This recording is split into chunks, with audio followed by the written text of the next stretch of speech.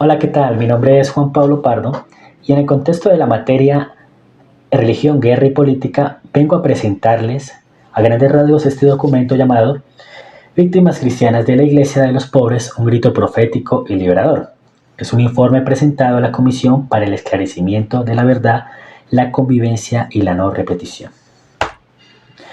¿Qué es? Es un informe realizado por integrantes de la Comisión Ecuménica para la Paz, que muestra cómo en el marco del conflicto armado colombiano, un grupo religioso y social llamado Iglesia de los Pobres es perseguido y victimizado. Se presentan 3 capítulos. El primer capítulo se llama Hechos victimizantes.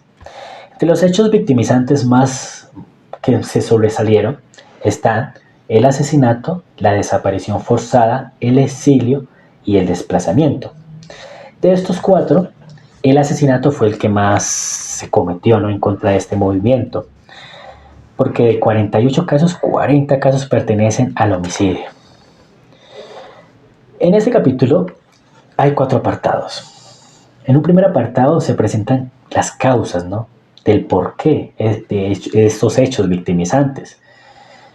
Una de ellas yo diría que es la capacidad de liderazgo de estas personas, de estos hombres y mujeres, esa capacidad de convocatoria territorial que ellos tenían, que lo hacían de cierta manera personas respetables, personas que tenían credibilidad, que tenían autoridad moral y social, y que por ende pues representaban a una comunidad y dirigían una comunidad. Entonces, de cierta manera, eso les hacía ser un objetivo muy específico, ¿no? Eso es una causa muy notable que dice allí. Entre el propósito simbólico que quiero resaltar, que aparece allí también, ¿no?, y que me parece un poco escandaloso, pero es así, ¿no?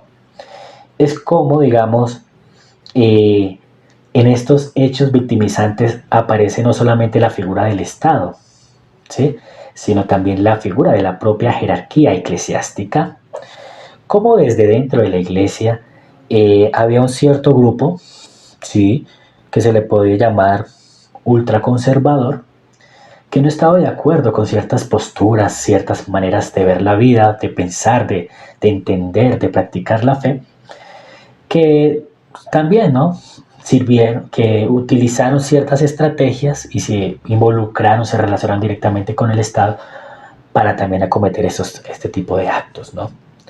Resaltar, por ejemplo, ¿no?, el cardenal López Trujillo, ¿no?, cómo esta persona fue, digamos, muy elemental, ¿no?, sobre todo en representación de la iglesia institucional en el accionar de estos hechos victimizantes. Vemos en torno al tema de la cronología de los casos, cómo sucede entre los años 1972 y 2013. Desde la presidencia, ¿no?, de Misael Pastrana hasta el 2013, que es la presidencia de Juan Manuel Santos. ¿Qué puedo resaltar aquí? Principalmente, ¿no?, cómo el Estado utilizó ciertos mecanismos, ciertas doctrinas, ¿no?, de seguridad para de cierta manera no atentar contra la vida de estos líderes religiosos y atentar obviamente contra sus derechos humanos. Uno de ellos, por ejemplo, ¿no?, que se resalta allí en el documento es el estado de sitio, por el cual falleció y murió y fue brutalmente asesinado Gerardo Valencia Cano. Muy bien. Vamos a ver entonces que esta cronología que se presenta allí no evidencia cómo estos crímenes no fueron hechos aislados, sino fueron parte de una estrategia articulada para neutralizar un movimiento religioso que cuestionaba las estructuras de poder y defendía obviamente los derechos de los más pobres y necesitados. Y pues ya en un cuarto apartado se presenta una reseña de casos documentados, ¿no? Y pues estos casos, ¿no?, son cruciales, ¿no?, para el país. 48 casos que nos permite visibilizar, ¿no?, cómo es el contexto violento en nuestro país, cómo ha sido la historia de violencia en nuestro país, ¿no? Tan marcada. Entonces, vemos cómo es fundamental, ¿no?, comprender en esa reseña de esos casos eh, esa relación entre la fe, el activismo social y la violencia sistemática. Muy bien. Pasando a un siguiente capítulo, que es el capítulo 2, victimarios. Aquí pues ya se da como propiamente una definición de lo que es un victimario. Y se hace desde el derecho penal. ¿Qué es un victimario?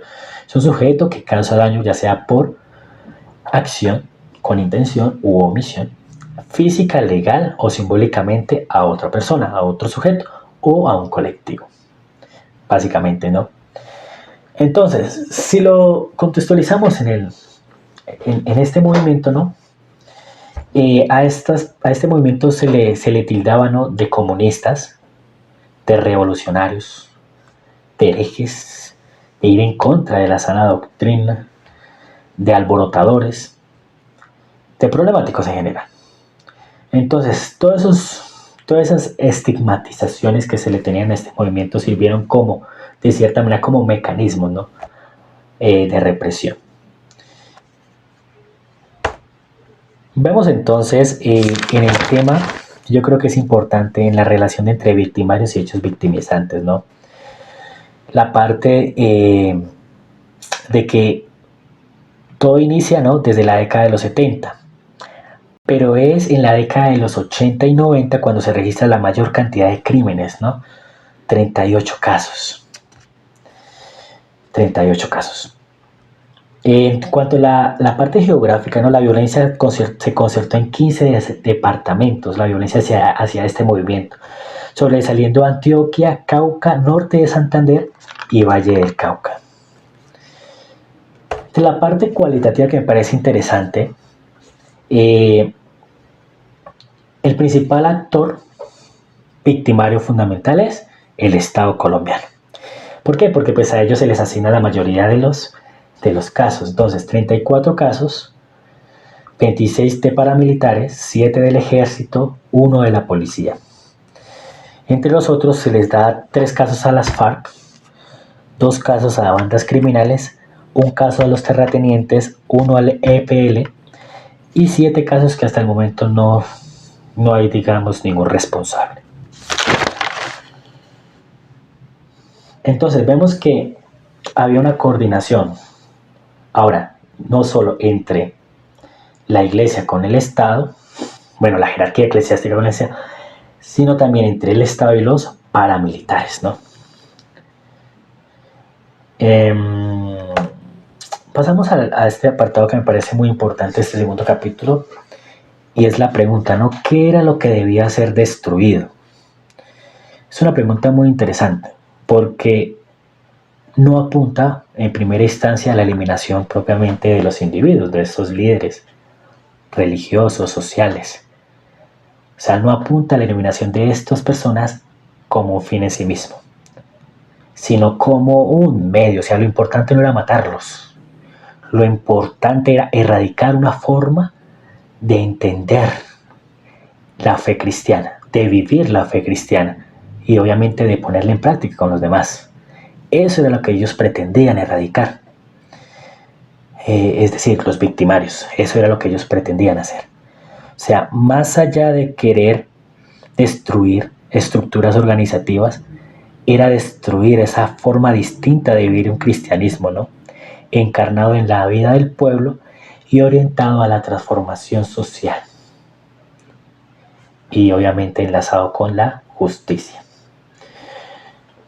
Vamos a ver entonces en el tercer capítulo, ya para ir terminando, un esclarecimiento de lo que ocurrió. Entonces se hace como se da a conocer como cuáles fueron esas estrategias, ¿no?, que llevaron a los victimarios a hacer esos hechos victimizantes. Como primer punto, entonces se habla de una doctrina del enemigo interno, ¿no?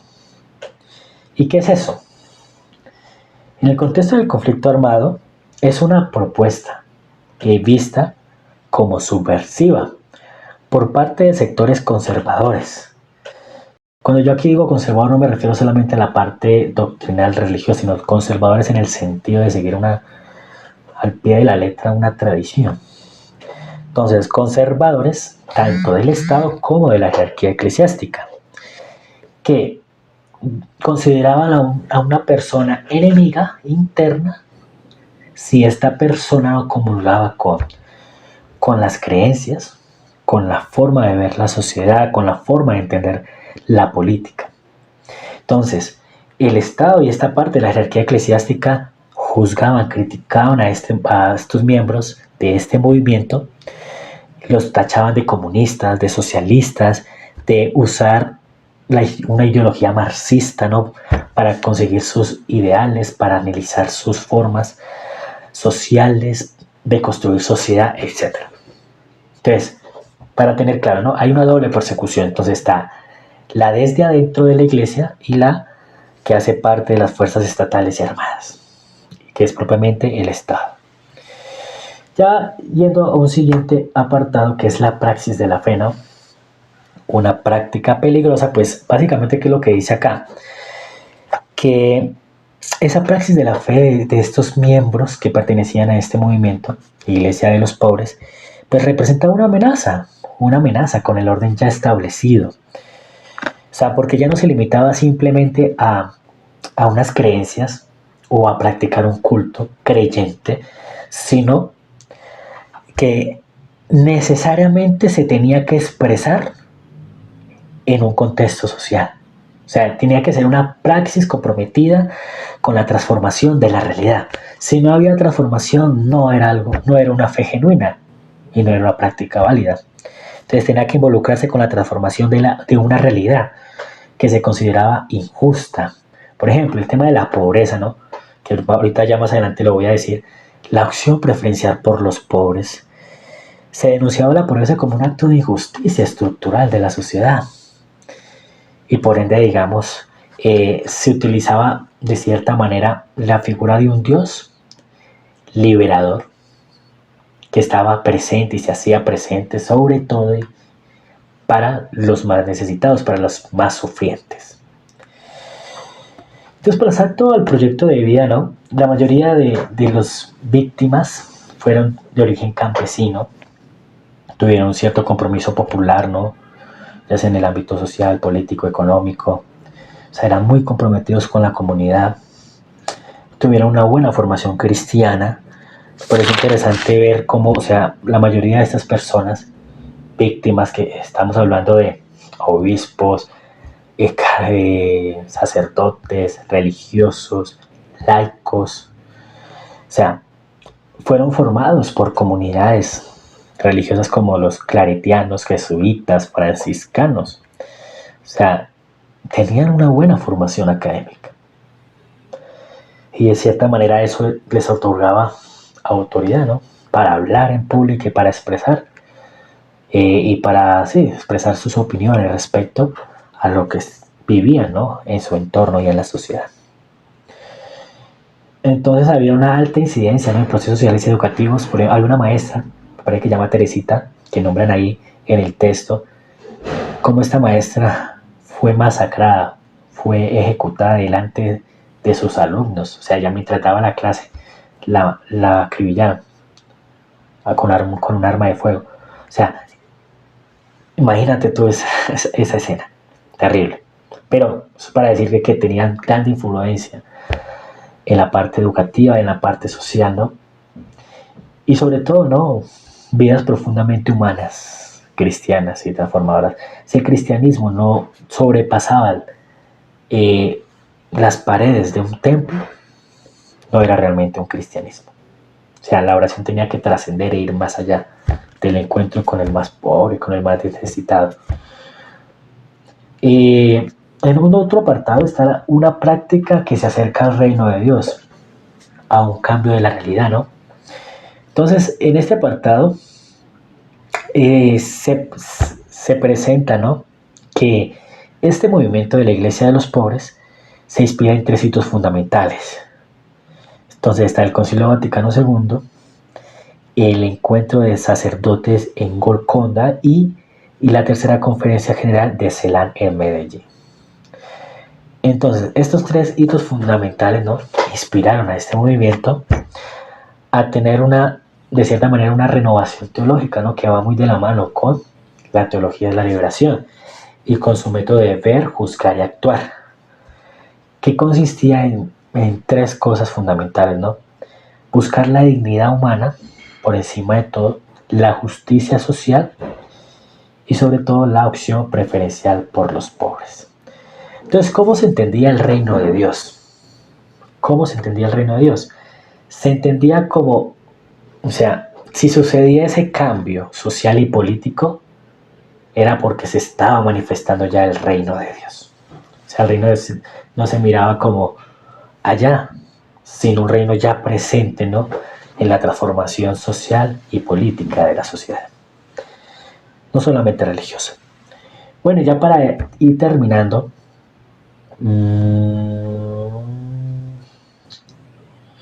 vemos que hay una tensión interna, ¿no? Esto es muy curioso, dentro de la iglesia. O sea, mientras unos sacerdotes apoyaban esta iglesia comprometida, otros no. Otros, por el contrario, servían como obstáculo y frenaban, ¿no?, los ideales de este movimiento. Entonces hay una reacción muy ambigua de parte del clero. Ya para terminar, tenemos la parte de la doctrina victimizante y la praxis, ¿no? Entonces aquí se expone cómo los vínculos entre la teología de la liberación y ciertos modos de análisis marxistas generaron mucha sospecha y rechazo, obviamente, por parte de esos sectores armados, ¿no?, el Estado y los sectores conservadores de la Iglesia. Aunque hubo una minoría, esto hay que decirlo, es muy importante, ¿no?, y que ya aparece al final del documento, una minoría que pertenecía a este movimiento de la Iglesia de los Pobres, que optó por vincularse a grupos insurgentes, o sea, que decidieron tomar las armas, como por ejemplo el que aparece allí en la foto, que es Camilo Torres Restrepo, que perteneció al ELN. Eso no representa la totalidad, obviamente, del movimiento. Fue una minoría. La gran mayoría de este movimiento se mantuvo, o sea, mantuvo su compromiso desde una perspectiva evangélica y no armada.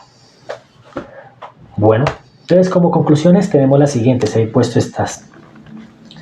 La Iglesia de los Pobres, inspirada en la teología de la liberación, fue vista como amenaza por su impacto social y comunitario. Segundo, fue perseguida no por su fe, esto hay que tenerlo en cuenta, sino por su praxis liberadora, que incomodó al poder político, económico y militar. Aunque hay que decir que una parte, obviamente, de la Iglesia, que se le tildaba de conservadora, pues no estaba de acuerdo, obviamente, en ciertos aspectos de la fe. Tercero, la represión incluyó estigmatización, violencia, aislamiento, tortura, con participación de sectores eclesiásticos conservadores. Y último, no hubo estrategia exclusiva contra la Iglesia de los Pobres, pero sí fue víctima de mecanismos aplicados a movimientos sociales. Entonces, para terminar estas conclusiones hay que decir, ¿no?, que esta iglesia, aunque debilitada, no ha sido destruida del todo. O sea, todavía hay un legado, todavía se mantiene. Las recomendaciones que me da el texto y que yo puedo deducir son las siguientes, ¿no? Hay que reconocer el valor ético y profético de la Iglesia de los Pobres. Asimismo, ¿no?, el reconocimiento de las víctimas. Prevenir la repetición y esclarecer responsabilidades, ¿no?, que aparece el papel de los Estados Unidos. Promover pedagogías de tolerancia, memoria histórica y perdón, ¿no?, el tema de la reconciliación y la no repetición. Y fomentar garantías para la oposición legítima y una cultura de diálogo, no solamente en sectores religiosos, sino también en sectores políticos, sociales, económicos, culturales, etc. Bueno, esta fue toda mi presentación, así a grandes rasgos, porque es un documento bastante amplio. Muchas gracias.